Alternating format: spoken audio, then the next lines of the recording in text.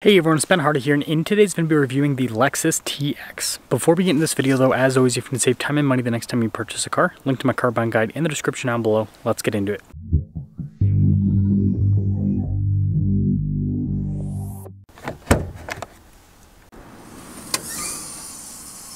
Under the hood, we have a turbocharged 2.4 liter four-cylinder that goes through an 8-speed automatic transmission. Fuel economy is 20 around town, and then 26 on the highway, with power outputs being 275 horsepower and then 317 pound-feet of torque. Now, before we move forward with this review, I do want to mention, if you want to see more videos just like this, then I recommend you subscribe because I post content every single day. So starting with the hood, you can see how it kind of raises up towards the center. Definitely has a boxy design for a Lexus, and really sharp headlight design. I mean, this is unique, I guess, in Lexus's lineup. It looks unlike anything they've had before.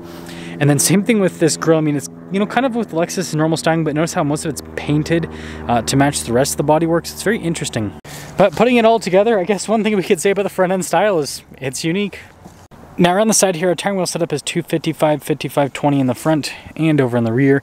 You can see here with the wheels, you've got the silver mixed with the metallic gray. And then we've got these nice body painted fender flares, little splash guard there. And then, yeah, pretty much everything's body painted here on the side. You do have a little bit of silver trim. And then here is your full side view with the TX. Now taking a look at the key fob, we have our lock and unlock function. We got the opening here for the hatch and then the Lexus logo on the back. And popping into the rear, we've got some storage underneath here. And there's a decent amount of storage behind the third row. It's one of the cool things about the TX. And with the third row, you can automatically raise and lower it with those little controls right there. And then the third row actually gets this nice padding here on the armrest. So I think that's a nice feature. And then you can see there with the recline function for them, they also have USB port there and cup holders. And then with the third row in the TX, it's still, you know, reserve it for kids, but you can fit adults back there, unlike some other crossovers in this kind of size segment. Anyways, when you're all done, just press that and that will lower the hatch right back down. Now this is probably my favorite design element on the TX. I think the light bar just looks really cool. And you can see the rest of the badging there. And the back end is definitely a lot boxier than the front. It makes it look like almost a different car front to back, but let me know what you think. Now take a look at the door panel, soft touch at the top. Got a little sunshade here, and then you can see more nice soft touch trim here. Mark Levinson sound system, and then yeah, it's got the automatic door popper. And then here are the seats. You can see perforated all down the center portion there, all of your adjustments on the side. Legroom back here is pretty solid. We also have a little storage pocket. We've got our own climate zone here in the back, some USB ports down below. Cup holders here, which you can remove. They're kind of interesting with the overall shape. And this one, yeah, it's captain chair, if you're wondering. And then headroom, it's good. Front door panel again has soft touch, and then you can see all of the trim down below. All of our window controls, and then your mirror adjustments. The mirrors do power fold in, and blind spot running with the mirrors as well. Here's the front seat, again perforated all down the center portion. All of our adjustments here on the side with the Lexus logo there. And then we've got this for the gas cap release. You can see for the hatch opening, and then your memory seat function, and then the steering wheel is power adjustable.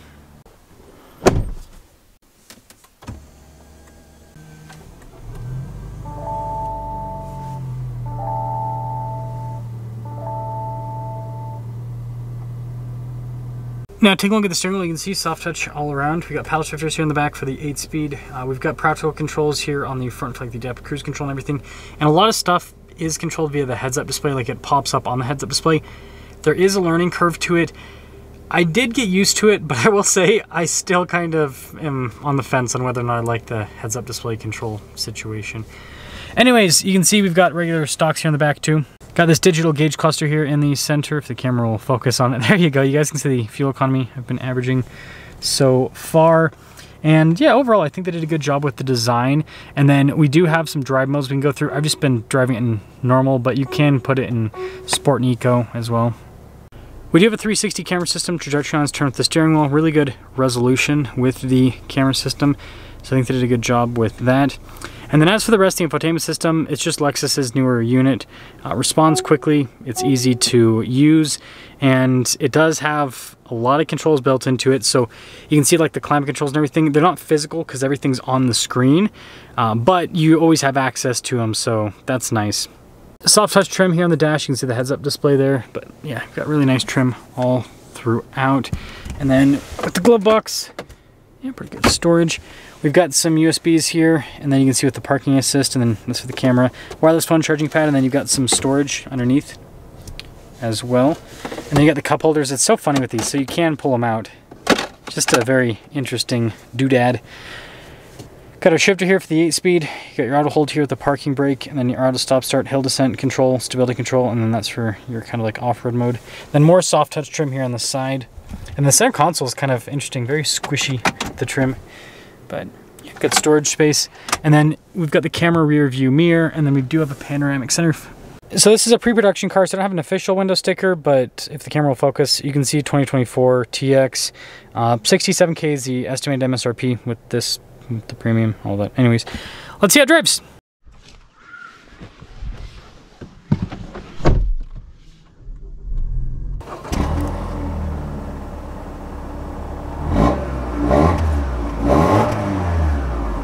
Well, let's talk about visibility before we set off. Here's visibility over the hood, both the mirrors, dual blind spotting through the thrust of the rear, and let's set off.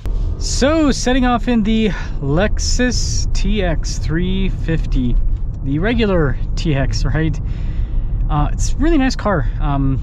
You know, when it comes to daily driving, it's comfortable. I did a pretty long commute the other day. I think it was also, the tire is in fact low. I'll have to fill that up after this little drive here. Anyways, I drove, gosh, what, 100 and, I think 100, over 150 miles, maybe like 160 miles yesterday. So, you know, decent sized trip, and it handled it really well.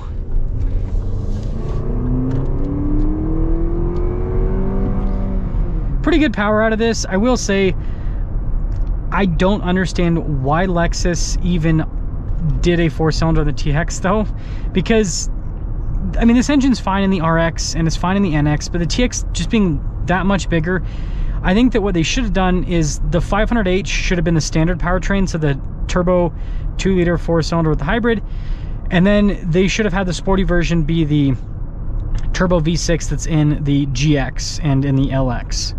I think that would have made a lot more sense for the size of SUV, because this 4-cylinders, it's a good engine, but it's just, it struggles with this big of a vehicle. This is too much vehicle for the engine.